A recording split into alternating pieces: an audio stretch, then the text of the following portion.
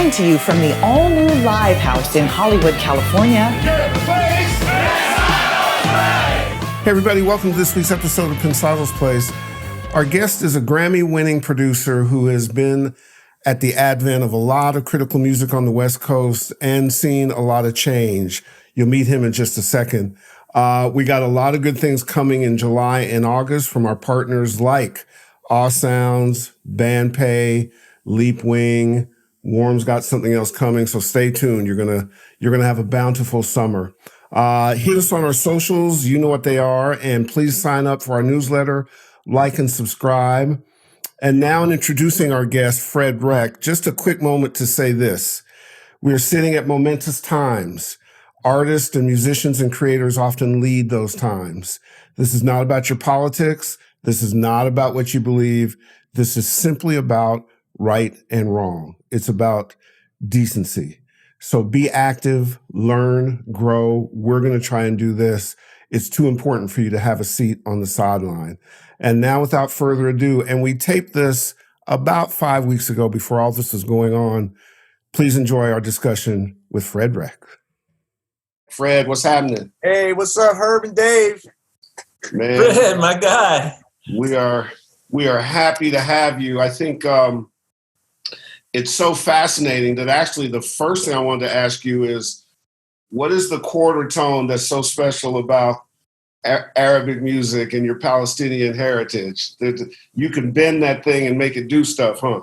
Yeah. First, I just want to say before we get started on that, like, I'm so honored to be here with you guys because you guys are such an inspiration to so many musicians, engineers, producers, and I'm just really honored to be here. Well, I love what you guys do, and I hope you guys keep on doing it because there's nothing like this on anywhere that people can get this information from and this knowledge. You know, so I salute you guys. Oh, that's incredible, man. And just know this: there is no us without you. Right. Yeah, that's a song, right? Yeah, absolutely. Let's work out splits after the show. Yeah, the Arabic music, the quarter tone is the makam, they call it. You know, there's different makam, the modes, but yeah, it's something that it's really interesting to listen to as a musician. You know, I don't know if you guys have got into the different Middle Eastern music, but yeah, something that I really like to. And you incorporate it in a lot of what you do sometimes.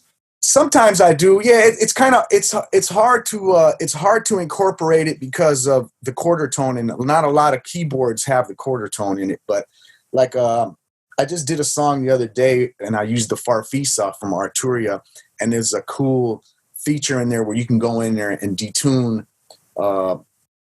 whatever notes that you want.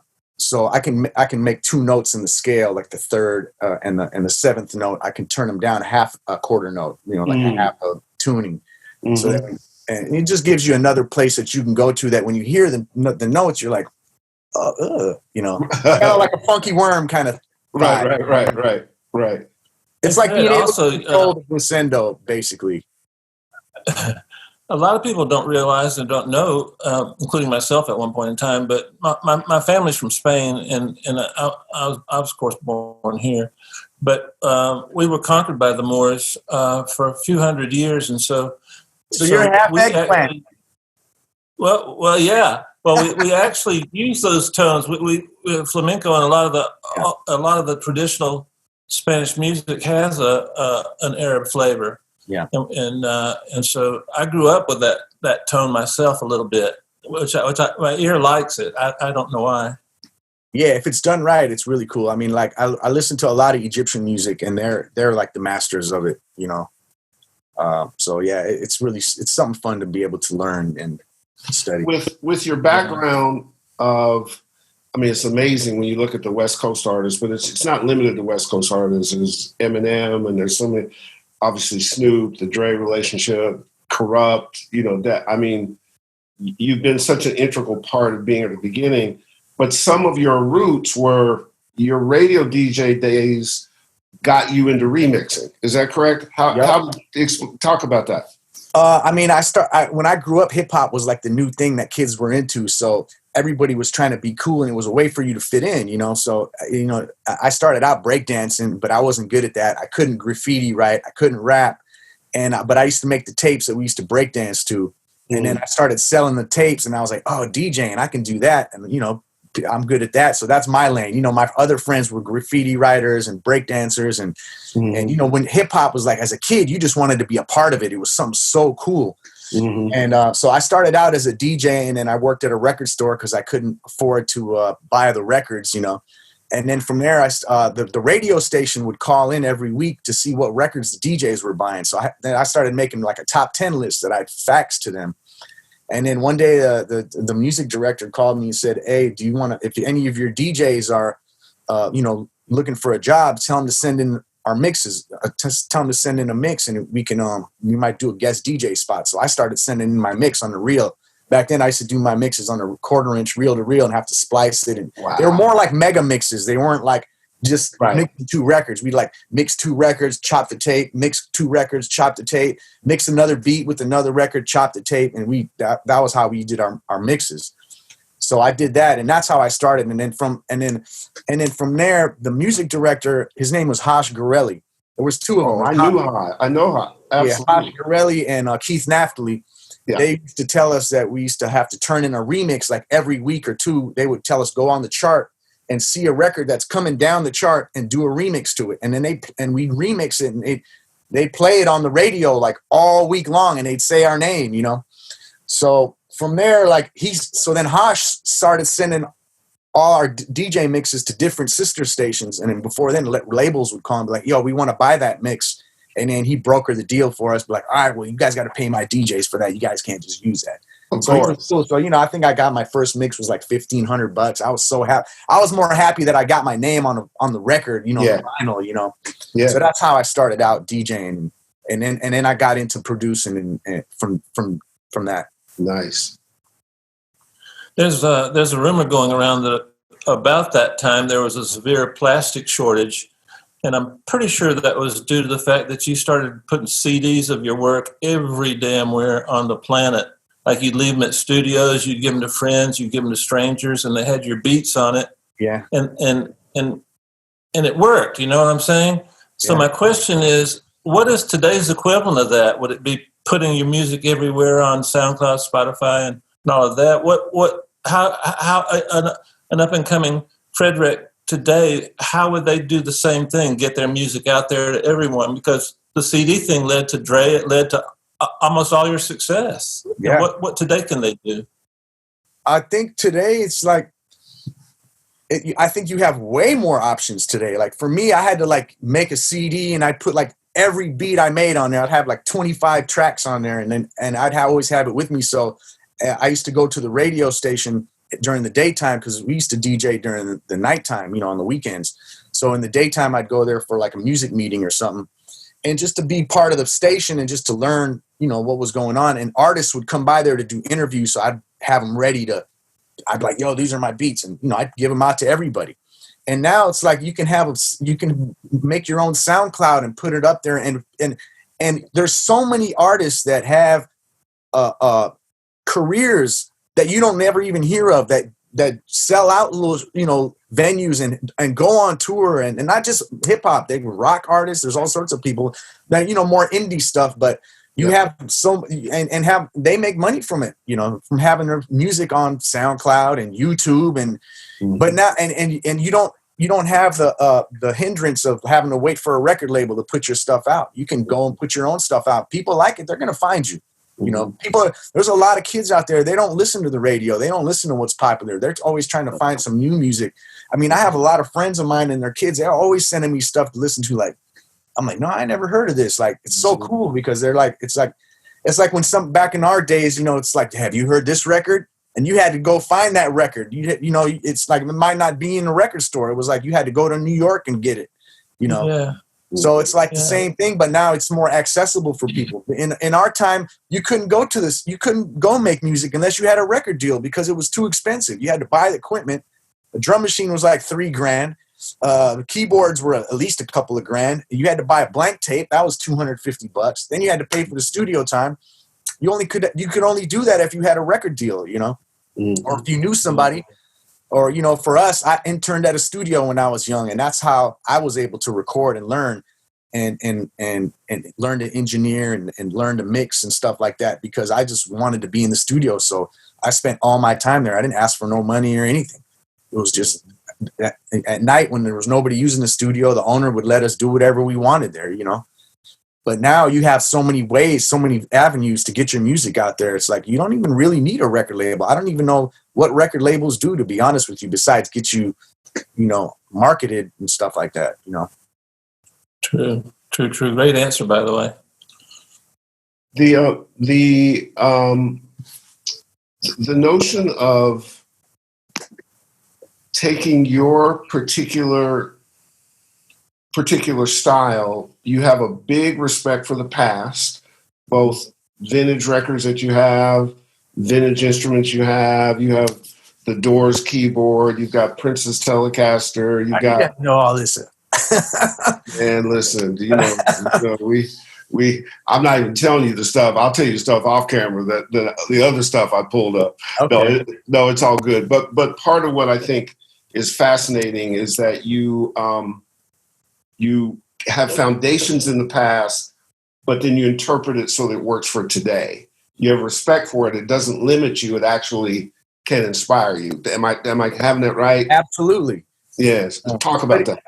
I don't remember who said this, but it's like it's ingrained in my brain. It's study the greats to be the greatest. No question. And that's what I am such a fan of the greats. Like, just during this Corona thing, I've been on my jazz thing, so I've really gone into like deep jazz and learned more jazz stuff that I wasn't really into before. But it's like there's so much music out there that can inspire you. Mm-hmm. And you know, in hip hop, the thing that was really great about hip hop is hip hop incorporates every genre of music, and you got country, rock, soul, funk, opera music, classical, like and Middle Eastern music, like Indian music. Hip hop is like the only music where everything works, you know. And before I was actually playing instruments, because during those times when hip hop started, it was like finding that break record and finding these drum loops and finding these samples. So that made me really like broaden my horizon of music to be able to go and like be record shopping and listen to different music that I wouldn't really listen to. And then after you get into that, you start appreciating it, you know. Mm-hmm. And then from there, when I started playing my own music, then I would go back to those records that I loved back then and really dive into like, man, what keyboards were they using? What guitar was that sound? Like what pedal was that? Like I really started getting into dissecting the sound that I was listening to. Mm-hmm. Mm-hmm. What all do you play? And all those different elements could be found on Snoop Dogg's greatest hits, by the way. Right. I play keyboards and guitar and a little bit of bass. Okay. And really, I learned. I was a keyboard player first, and then later on, I picked up the guitar because it was just out of necessity. I got sick of waiting for guitar players to show up to sessions, and I just was like, man, somebody go get me a guitar from Guitar Center. Let me just figure this shit out. You know, my first song that I did was for Snoop, and I just noodled something on the guitar and sampled it. And then from there, when I got into the guitar, like I really started to appreciate it a lot more than the keys. I'm a big synthesizer buff and I like all the synths, but guitars is my thing now. It's just something more physical about it that you can, you know, and each one is different and the effects that you can plug into it. It's just a little bit funner for me right now, you know, but both, I do like to do both. Mm-hmm. Mm-hmm. What would you, this is a hard question to answer because I couldn't answer it, but what do you think about the state of hip hop today, and are there an artist or two that have caught your attention that you think are leading the way? You know, it's not that hard of a question. I'm like, you know, there's some stuff that's out that I don't like, you know, but it's not my genre. It's like when you see young kids dancing to it, then you're like, oh, okay, I get what that is. But I mean, I come from the days of hip hop where the MC was like a beast, like LL, like Rakim, like, you know, all the Ice Cube, Yeah. You know, Snoop, all those guys. You know, that was my era. Run DMC. So when you hear when you hear the rap styles now, it's like I don't really look at it as hip hop. I'm just look at it as more like songwriting. Like I like the songs, you know, but do I look at those artists as like MC rappers? Like no, it's like, you know, it's just something different. But I like the music because it's just like you can't hate on anything because music is just going to change. You just got to find the things that you like. And now with the internet, it's like oversaturated. There's so much music, so many artists, so many songs. Like I don't know all of it, and I can't listen to all of it. You know, I just listen. I hear the ones that I like, and sometimes somebody will put me up on somebody, and I'll be like, "Oh, that person's cool," you know. So it's always hip hop is just that. It's going to change. It's always going to be morphing into something else. Mm-hmm. Mm-hmm. Much respect for that answer because most people try to give a different kind of answer and act as though they're on top of it and they're all. But the reality of it is when you have so much coming at you, it flattens the great stuff, and you have to search more for the great stuff, and the great stuff will poke its head up. Yeah. But when it's so much, you know, it can become so overwhelming that you can't really process as much. You got to sort of step back and find your way. So, you know, when we go out and speak with people, we're always talking about how you curate. You have to curate your time. You have to curate your head and your ear and all the other kinds of things. So you keep your bar really high. So I appreciate that as a producer. And you don't get to, and you don't get to enjoy it as much as like when you find an artist that you like, it's like there's always like 10 more in the next week or 10 more songs. So, you know, it's like you don't get to enjoy the one guy that you like. I mean, I remember as a kid when I bought Ice Cube, America's Most Wanted on cassette. Man, I listened to that cassette for like a year. Right. You know? Right. You know, it's funny. I find during the pandemic that sometime in the day, I'll just come in and go in this little room, which is now my little studio, TV studio, and play music loud for like 2 hours. And I have not done that forever, and just going back and finding and enjoying while we do it. Yeah. Let me go to the collaborative process, because collaboration is not only a question of matching and mixing, you know, getting people together that make sense. It's a question of chemistry and trust and being able to be in the same environment. You collaborated with Eminem in his spot. To talk about that, how did that go? How did that come about? Oh, man, we have a rule over there. What happens in the Fight Club stays in the Fight Club. Which is cool. I respect that. But I will say he's one of the greatest artists I've ever worked with, because as a producer, he completely takes the responsibility off of my shoulders of the content. And number two, he's just like a producer's dream. As far as a rap producer's dream, is like he's the rapper that you want to work with, because he's just so into writing. Like all he does is write raps and he's just so into it. And it really makes it fun for you as you know, it's like he's just as much into writing and writing raps as I am into making beats. Like, nice. You know, and he's really fun to work with. Yeah, because you know, it seems like. Oh, sorry. No, go ahead, Dave. It seems like, and I could be wrong. I hope I am. But when I hear you talk about some of Snoop's sessions and how it was so much fun, and that you always enjoyed a creative atmosphere where people were having fun. From my chair, my perspective, I don't see that quite like I used to see it in the 90s, you know, early 90s, late 80s. It seems like hip hop is the soil in which it's planted doesn't seem to have that fun kind of element to it, but yet still serious. You know, I mean, you think about some of the artists you named, they were politically active, and you know, like Chuck D and some of those guys. I wonder if that's affecting how people from our generation of hip hop actually think about the new generation. Do you have an opinion on that? I think I feel like, you know, in our younger days, hip hop was very political as far as, and social. Not so much political, but more social. And, you know, being social is political. Like, you know, like The Message, Grandmaster Flash, that was a political, social song. You know what I mean? About the streets, about, you know, broken glass everywhere. Like that. He's painting the picture for you.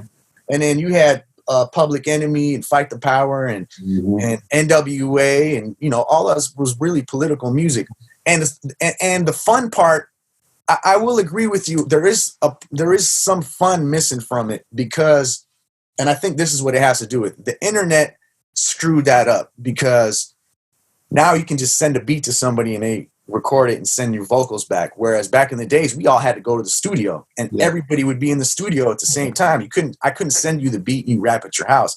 We all had to come together as a community and record. And sometimes it would be somebody else that was somebody brought that came in the room that would add that fun element, you know, that was like, hey man, my friend, my boy sings. Oh yeah, he sings. Let's see, get him on the mic. Let's see what he can do in this one little part. It would be something cool, you know what I mean? Yeah. And so that element of it is missing for sure. And that's one thing I like to. That's one of the things I really like about working with Dre is everybody. We all come together. It's like we all in the room. It's like now if I have to go to the studio by myself to work on something, it feels really awkward. Like, whereas before, you know, that's how I used to record. I didn't want to collaborate with anybody. I wanted to be in the studio. This is my beat. I'm going to play the instruments on it. I'm going to do the drums. But at Dre's, it's fun because everybody does something. Like everybody does 2 or 3 things. Like I play keys, I make beats, I play the guitar. Another guy plays keys. Another guy plays the saxophone. And it's like that. It just makes it fun, like, you know, for everybody to collaborate and put stuff in the gumbo, you know what I mean? And it takes a lot of pressure off you too, which makes it even more fun because as a producer, you don't have to think of everything. You know what I'm saying? Damn, what lick am I going to put right here? What am I going to do right here? So somebody else would just throw it from across the room and it'd be fun. You know what I mean? And you know what? I got to tell you that you can feel the chemistry and the vibe in records that are made collaboratively. You can feel that fun. You can pick it up. It's just in the DNA of the record as much as it's not in the DNA of the records that sometimes are sent. And, and it's so clear. It's kind of like the difference between a house party and phone sex. Like, they both can be good. Way to look at it. You know what I'm saying? Yep. But it's really important for our audience to hear that from somebody as established as you are, because I think that when we can all get back to collaborating, sometimes the difference between you being good and maybe getting great is getting in the shop with somebody and that's better than you. Right? Absolutely. Absolutely. Dre has a really good saying. He says, your ego is not your amigo. And that's what it is. Mm-hmm. We had Quentin Gilkey on. I saw it. Yep. He was my guy. He was our number one. And he's so humble. And really, you guys, he deserves so much props for what he does. I mean, what he's telling you in his interview was nothing compared to what he really does. I mean, really, he's recording 4 or 5 of us at the same time on the fly, and he's locking it up and cutting it while we're doing it, you know, because I mean, he's so on it, man. That kid is he's not a kid. He's my guy. But he's a buddy. He's so good at what he does. It's like unbelievable. But it couldn't happen without him, you know. And one of the things he said that was so cool that Dre said to him apparently is there's a reason you have one mouth and 2 ears. Use this less. Yeah. Those more. And when you're in a group of people and you're collaborating, and I see it with our team, when I do a conference call with our team, the stuff that flies out is just amazing. And so, you know, people who are watching the show and learning from the show know that sometimes because you have technology, don't be isolated with it. Get in, put some stuff down and collaborate and mix it up. Yeah, that's what making great music is about. I mean, I'm so into the history of recording music, and I like reading about Beatles sessions and just seeing all the pictures of all those guys in the room together. Like one of my favorite documentaries is The Wrecking Crew, And just seeing all those artists and those musicians all there together, like, man, that's like what it's all about right there. And that's the greatest stuff comes out of that. You know what I mean? Because just one guy sitting in a room. I mean, there's some artists that can do it, that can do that, but those are artists that never lived in that environment of going to the studio every day. You know what I mean? They can just stay in their house every day. When we grew up, we had it. If we were working on an album, we were working on it for like a year or 6 months or months at a time, where you had to go every day and be around the same people. Mm-hmm. Being around them and collaborating and giving ideas to each other was a way for you to become, closer to each other. And some people that you didn't get along with too, but you had to find a way to get what you wanted from everybody without stepping on each other's toes, and with being honest with each other. Like, if somebody tells you they don't like that, you can't take it personally. Be like, all right, cool. I love when somebody tells me they don't like something. I'm like, really? Okay, cool.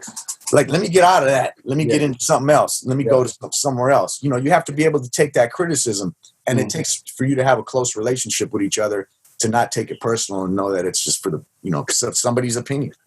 Tell us about your process. What's your DAW? What do you work on? What do you monitor on? What do you? I started out using an SP 1200 and a S950 sampler in my turntables, and then I got my first keyboard was a Juno 106. My mom took me to go buy it for me for $150, and because I was doing bad in school, so she told me that if I start doing good in school, she'll buy me the keyboard. I said, I promise, Mom, I'm going to start doing good in school. And she bought me the keyboard, and then I dropped out of high school.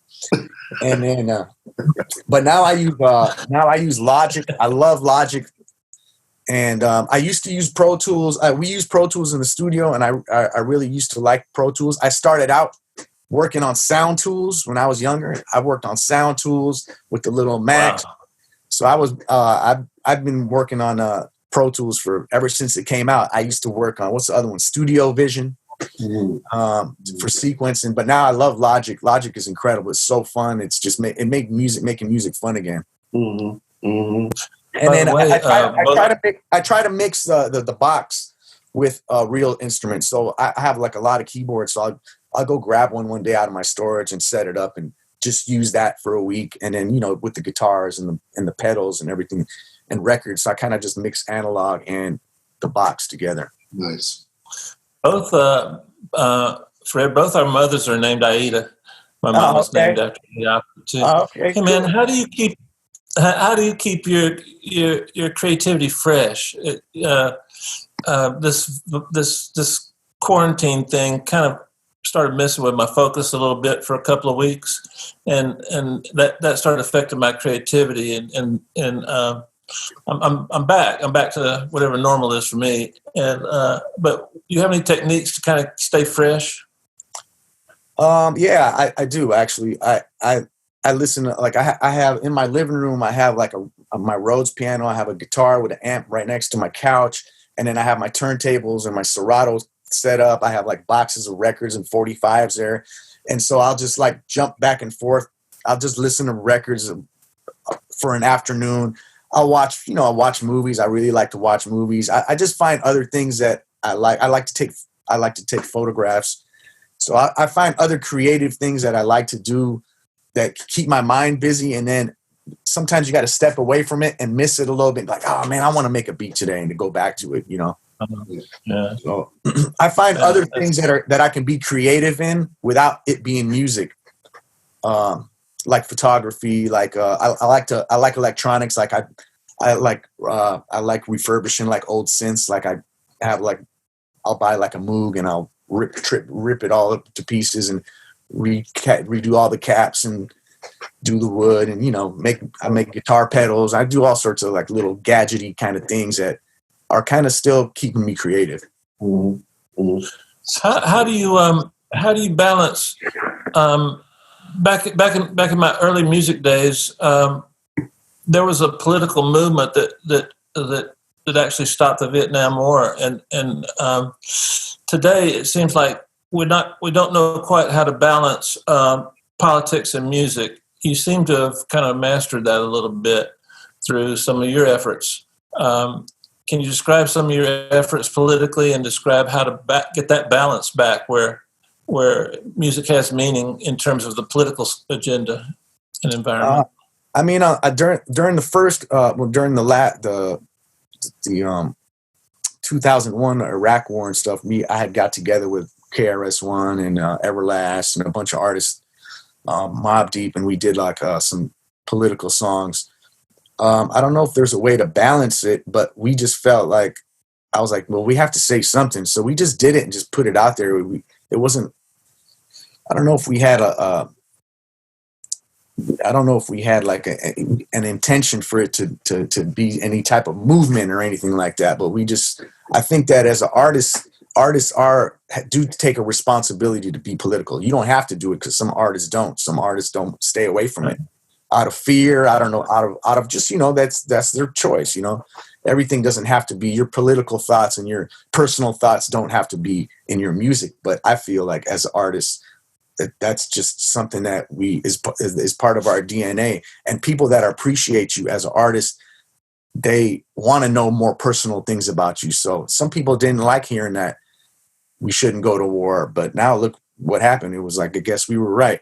So yeah, it's the artists are different now than hearing Public Enemy go fight the power, and it's like you don't really hear that anymore. I don't know why. I think it's just like safer for them to just do love music and this stuff, you know what I mean? But I do feel that if it got to the point where it was like Vietnam, see, Vietnam was a little different because your next door neighbor, your brother, your sister, your father was getting sent. Like people, it was very close to you, you know what I mean? I didn't grow up during that time, but from what I heard, and during our wars, like you when volunteered, it's like it was like far back away from you. You just are seeing it on the news. It didn't affect us personally, you know what I mean? It just became just like a TV show, like it's like watching the Kardashians or something. Mm-hmm.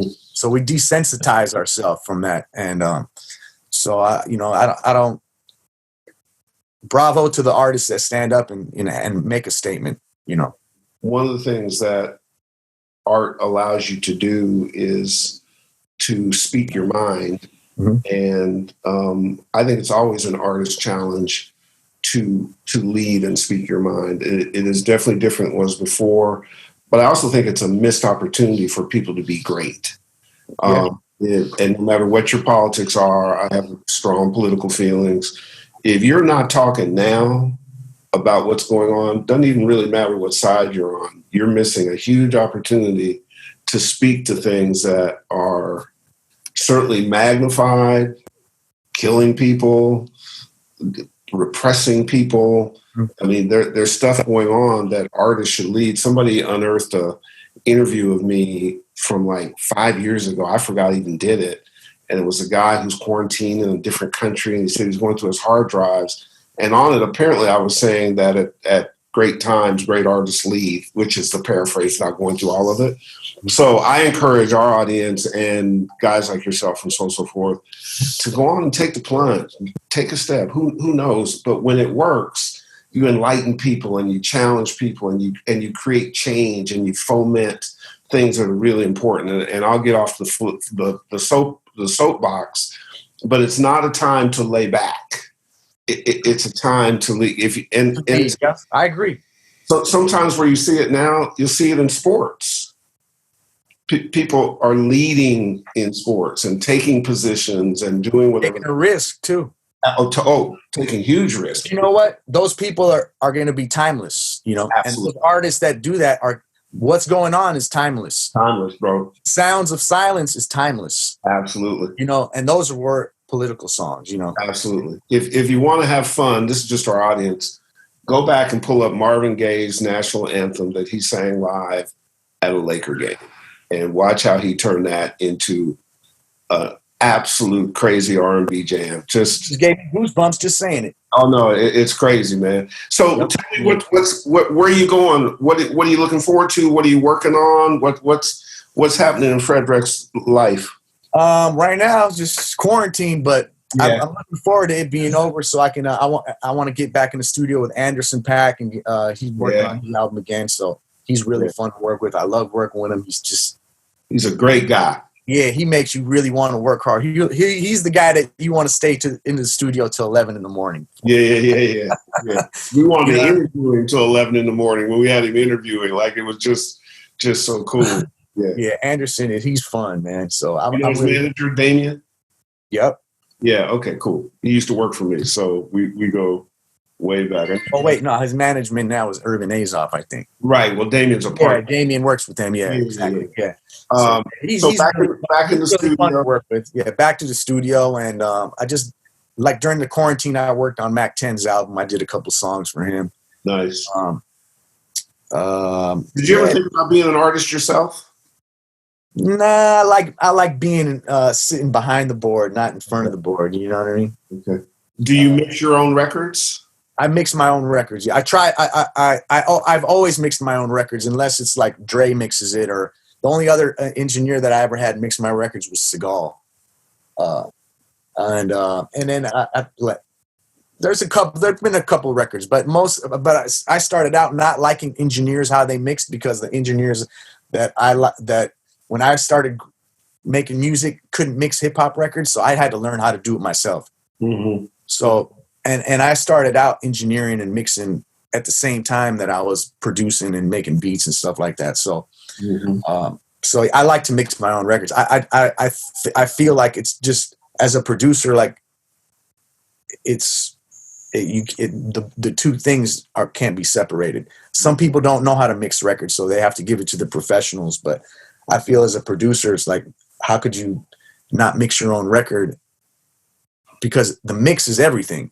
And I've taken a couple shots and letting some other people mix stuff, and I always like, nah, it don't sound good. The hi-hat's too low. And it's like the going back and forth thing is, so I had to learn. And sometimes I'll get stuck. I'll go on there and watch Pensado's place and see what little tricks Dave's got over there. It's always a learning process. You know what I'm saying? It's you never master it, really. I mean, you do master it because you put the time into it, but there's always learning.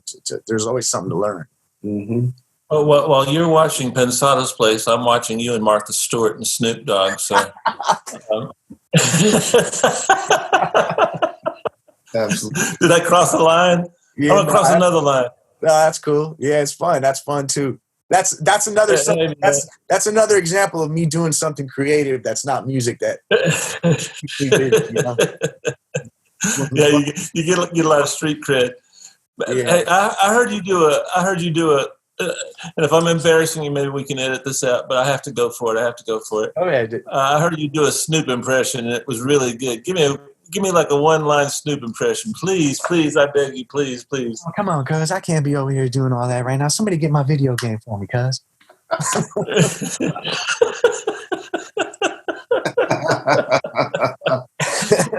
Don't be mad at me, dog. What's funny is sometimes when he'll tell me something and I'll have to like, man, you know what Snoop said? And he'll be like, what? And then I always have to say it in his voice. It just feels better to always say.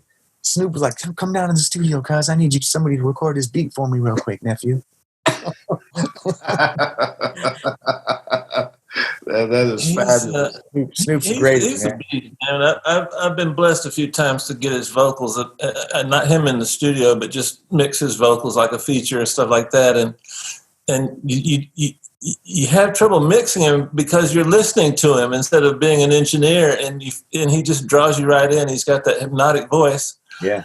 I wonder. I was thinking today when I was researching you, and like you hardly ever, like, the Snoop's style can't go past 100 beats per minute. Like, he can't do 120, he can't do 130. But he did Sexual Seduction. That was pretty fast. Yeah.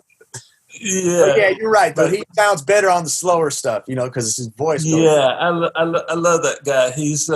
He's taking us into the future. And Snoop's the greatest of all time. Those of us that started with him and started with the Chronic, he's our leader, and he's taken us a lot of places. King Snoop, man, he's the greatest of all time. And you were a very integral part of that, my friend. You were one of the primary architects of West Coast hip hop, and I can say that.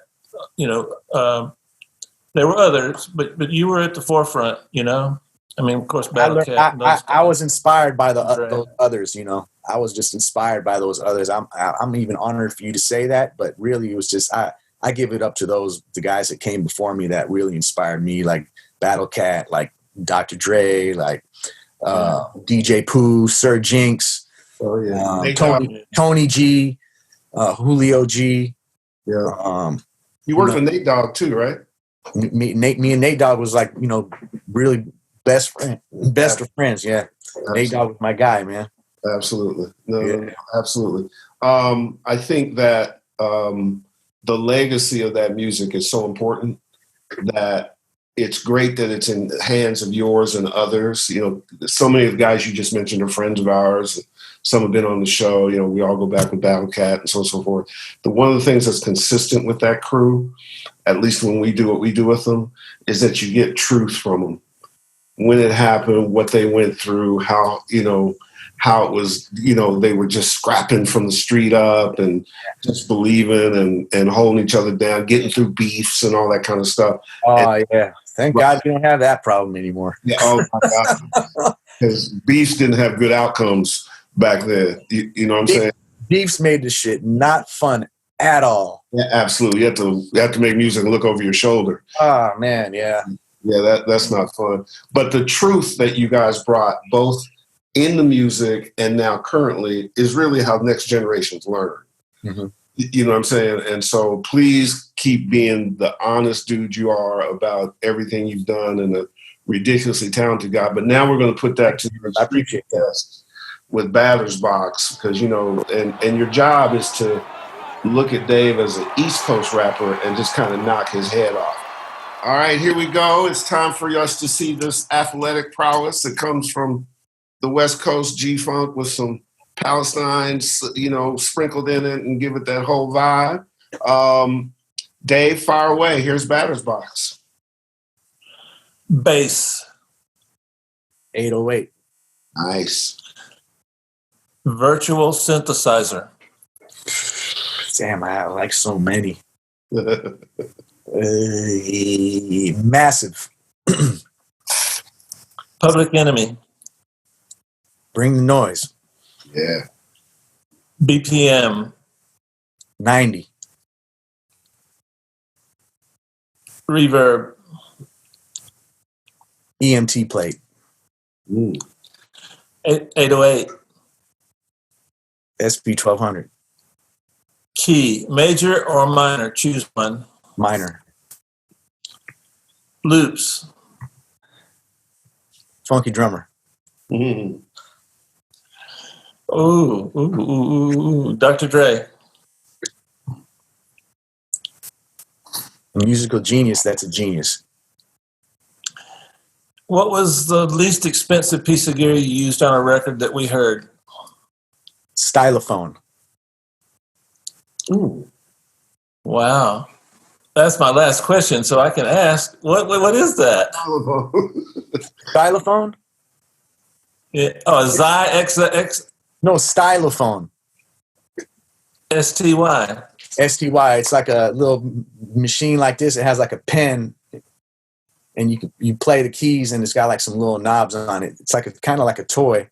Ooh. If you heard it on, if you listen to Ground Control to Major Tom, Yeah. David Bowie, Uh-huh.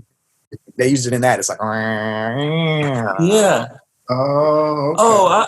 Oh, a theremin. Is it a theremin? Not a theremin, it's a stylophone. It's like a little box, and it's got like a wire with a pen on it, and you kind of just play the keys on it right there, and it's got like they still make them. They make different ones now. They're really cool. Nice. And it's like $60 or $40 or $50 or something like that. Cool. Very cool. Just gave Brad, man, listen, we are fans, honored by your presence, and even more honored by your work. Thank you so much. I'm honored to be here, man. I'm really happy to be here with you guys. This is incredible. We've been wanting you for a minute. I'm glad you can make the time. This is your platform. You want to come back, you want anybody on, whatever you want to do, just holler at us and let's do it. Your eye for talent and your perspective on what's changing, what's happening, but also your propensity to tell the truth is exactly what we need, exactly what the industry needs, exactly what our audience needs. And thank you so much. Hard Drive Pensado. Thank you, sir. It's so appreciated. Oh man. I gotta get a call with you on the side, Herb, so I can hear all them Solar record stories, man. Oh man, come on. Anytime. After we officially sign off, I'll make sure we exchange stuff. I got stuff for you. All right, cool, man. I got stuff for you. I'm a fan. So that's Dave, and also we're gonna get you to do a shop talk. I'll tell you about that in a second. Dave, why don't you take us home? Okay. I heard mention this a little bit earlier. I read about this when researching for Fred, and